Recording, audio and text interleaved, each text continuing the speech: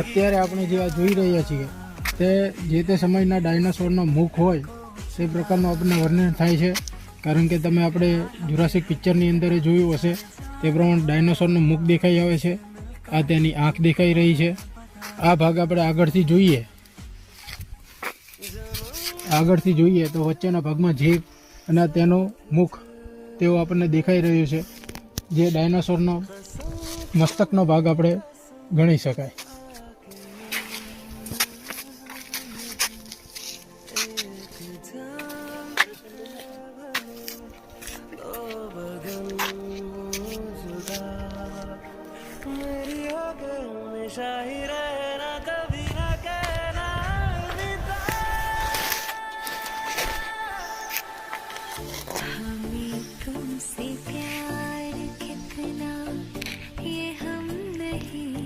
આપણે જે